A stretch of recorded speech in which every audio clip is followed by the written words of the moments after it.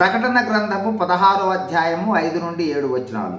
అప్పుడు వర్తమాన భూత కాలములలో ఉండు పవిత్రుడా, పరిశుద్ధుల రక్తమును ప్రవక్తల రక్తమును వారు కార్చినందుకు తీర్పు తీర్చి వారికి రక్తము త్రాగనిచ్చితివి. దీనికి వారు పాత్రులే.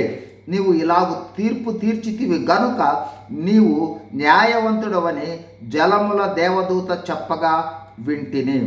అందుకు అవును ప్రభువా దేవా సర్వాధికారి, నీ తీర్పులు సత్యములను న్యాయములనై ఉన్నవని బలిపీఠము చెప్పుట వింటిని.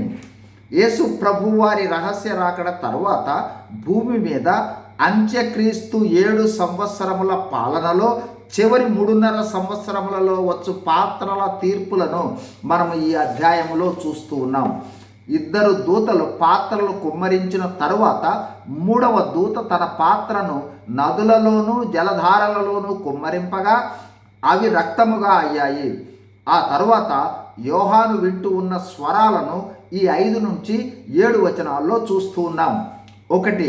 నీళ్లు రక్తముగా మార్చబడుట వల్ల మానవులు ఎదుర్కొను దుర్భర పరిస్థితులను బట్టి జలముల దేవదూత ఇలాగు అంటూ ఉన్నది. మానవులు నీరు లేక రక్తమును త్రాగబోతూ ఉన్న పరిస్థితిని బట్టి జలముల దూత ఈ ప్రజలు గతములో పరిశుద్ధుల రక్తమును ప్రవక్తల రక్తమును కార్చారు, అంటే పరిశుద్ధులను ప్రవక్తలను చంపారు, కావున వీరు రక్తము త్రాగుట సబబే అని జలముల దూత అంటూ ఉన్నది. అలాగే రక్తమయమైన నీరు వీరు త్రాగుటకు పాత్రులే అని కూడా అంటూ ఉన్నది. అంత మాత్రమే కాదు, నీవు తీర్చిన ఈ తీర్పు వలన, అంటే నదులు జలధారలు రక్తముగా మార్చుట వలన నీవు న్యాయవంతుడవని జలముల దూత అంటూ ఉన్నది.